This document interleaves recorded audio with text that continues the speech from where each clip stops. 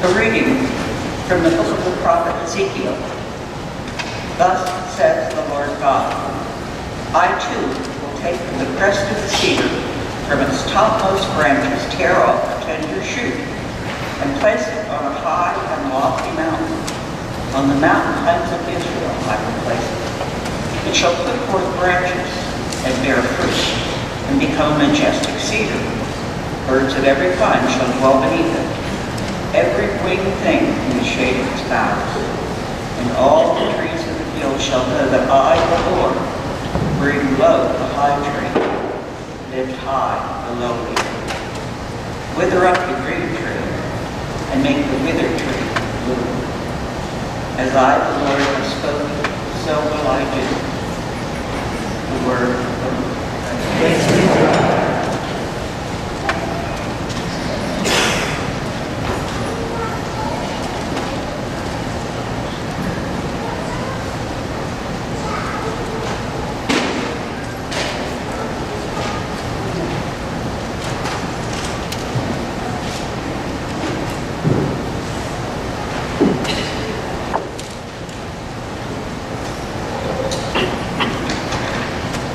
Responsorial hymn is number 762 in the back of the select.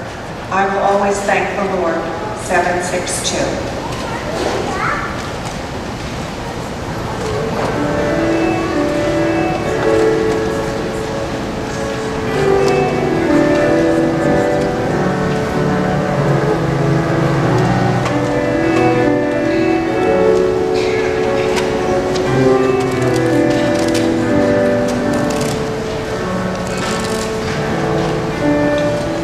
I will always thank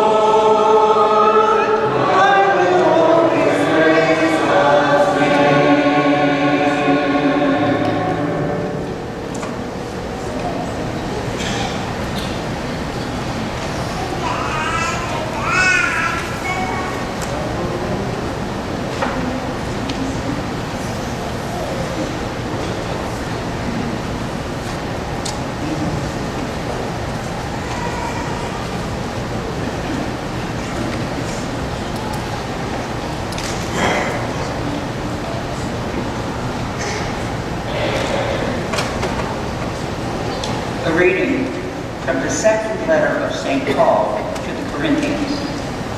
Brothers and sisters, we are always courageous, although we know that while we are at home in the body, we are away from the Lord. For we walk by faith, not by sight. Yet we are courageous, and we would rather leave the body and go home to the Lord. Therefore, we aspire to please Him, whether we are at home or away. For we must all appear before the judgment seat of Christ, so that each may receive recompense according to what he did in the body, whether good or evil. The word of the Lord.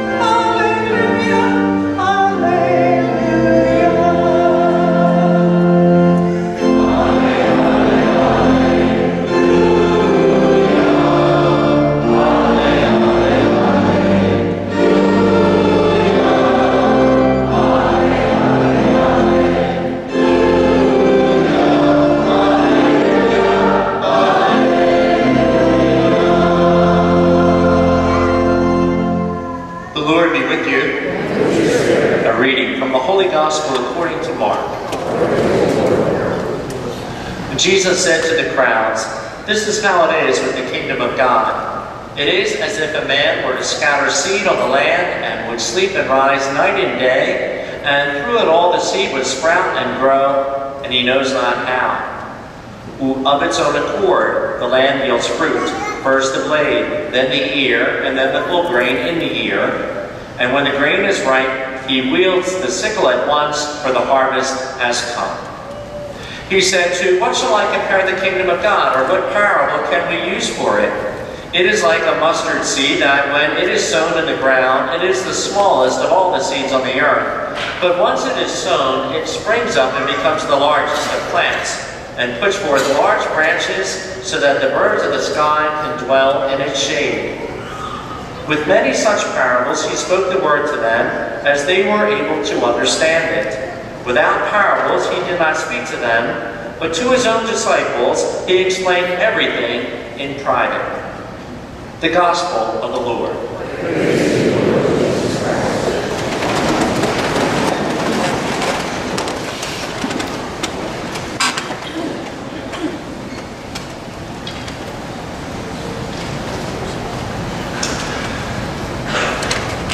In my 29 years of hearing confessions, the number one most commonly confessed sin is impatience. Do I ever need more patience? Everybody struggles with it. The saints struggled with it. St. Teresa of the Little Flower confessed, "Restraining my impatience cost me so much that I bathed in perspiration." Who's been there? I. Yves Congar wrote a book entitled The Need for Patience. And at the start, he describes it for us. Patience is a quality of mind, or rather of soul, which takes root in these profound convictions. First, that God deals the cards and fulfills in us his plan of grace. And second, that for great things, certain delays are necessary for maturation. This profound patience, like the sower who knows the seed will grow, hence today's gospel. Those who do not know how to suffer no longer know how to hope. The man who is too busy and who wishes to enjoy immediately the object of his desire does not know how to attain his goal. The patient sower who confides his seed to the ground and to the sun, he is the man of hope. So, to approach this pivotal value of patience, I propose we look at it in three ways. Patience with God, patience with ourselves, and patience with others. First, patience with our blessed Lord. To be honest, in our pride, in my pride, sometimes we think we know better than God. In observing the mess of his creation, are we not tempted to cry out, Lord, this is no way to run a railroad. Lord, this is no way to run a universe. I remember a priest beginning a homily at the funeral of a crib death baby saying, all of us are tempted to say that God has made a terrible mistake. Are we not especially impatient with God's apparently slow timetable in answering our prayers? Quoting the arrogant Microsoft giant Bill Gates, just in terms of allocation of time resources, religion is not very efficient. There's a lot more I could be doing on a Sunday morning. Well, Bill, let me know how that gone viral quote works out for you in the next life. An article written in American Magazine some years back contained an interview with Archbishop Dominic Tang, who was imprisoned from 1958 to 1980 in communist China. Archbishop Tang laughed when he was asked how he spent his time for 22 years. Everybody wants to know that, he said. I prayed. You had to pray. You say the rosary, counting the prayers on your fingers. You try to fill your mind with religious ideas. Otherwise, you're finished. In fact, after so many years, your memory becomes weak and you can't remember. But everybody remembers the rosary. When God doesn't answer prayers as fast as we like, when asked to trust God in a communist prison cell for 22 years, I have no better answer, and frankly, I need no better answer than to say, as I often do, that God has this, whatever this is. I need no better question than to ask, if you compare this, whatever this is, to God, what is stronger? Who is stronger? What is more powerful? And the answer is always God, even when it seems God is slow on the uptake. You may remember the Amtrak Philadelphia train wreck in May of 2015. It was just a few months before I was transferred here, and my choir director from St. Benedict had a second job as an Amtrak train conductor, and he was the conductor on that train. He was a hero. He single-handedly cleared 2 railroad cars in that train. A hero. However, the experience traumatized him. And we met several times afterwards, and I walked him into the church, and I pointed to the tabernacle, and I asked him, Tom, what's bigger, the train wreck or God? Literally for him, a train wreck. A train wreck or God? He did not hesitate. God.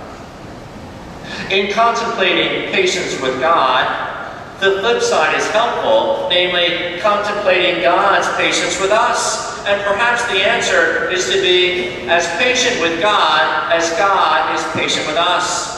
Because when we confront the evil and the immorality of the world, the stubborn refusal of people to accept God's saving invitation, the blatant disregard of His law, the apathy and the lethargy of people toward their faith, don't we grow impatient with God and find ourselves like the apostles asking Him to rain down fire, or like the crowds begging for a sign just to convince people? And yet, we have a God who prefers the gentle, soft, quiet way, who never imposes Himself, who invites and then waits, who compares the growth of His reign to a tiny seed. Today's gospel. We have a God who is eternally patient.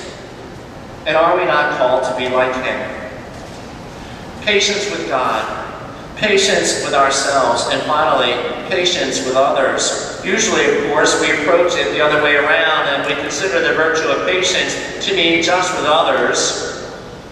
Odds are, we will never be patient with others if we are not first patient with God, and second, patient with ourselves. I'm on the personnel board for our diocese, and every year we figure out the transfers. And on the list was a priest who wanted to transfer. He wrote, because he was stationed with a rather trying pastor. You're probably thinking I'm talking about Father Roy. I'm not. And so I said, well, what this priest needs is he needs to be assigned to a very warm and loving and wise pastor. And Six Eyes just kind of glazed over and looked at me and said, and where do you think we're going to find him? Of course, we all had a good laugh. But why are we surprised that we find ourselves in imperfect, less than ideal, and flawed situations? It's Father's Day. And I cannot say that my dad was the bastion of patience. I will say that he had more patience than my mother, and we could all stub our toe on that bar. Which is why my dad taught us how to ride a bike. It was my dad who taught us how to drive the car. If I had a dime for every time my mother said to me, oh, go tell your father what you just did. And on the flip side, if I had a dime for every time I heard my father say, for God's sake, whatever you do, don't tell your mother, I'd be a rich man. Today's parable on growing things reminds me of my dad and the lawn. The switch would be a mass on a Sunday morning, all holding hands during the Our Father, and my dad would be miles away with his mind on the lawn. In the middle of the Our Father, he looked at me and goes, are you going to cut the lawn today? Like Dad, we're in the middle of the Our Father. Not a man of patience. But many of us, especially members of Alcoholics Anonymous, know by heart the opening words of Reinhold Niebuhr's famous prayer, a fitting prayer on patience to end this homily. God, grant me serenity to accept the things I cannot change, courage to change the things I can, and the wisdom to know the difference.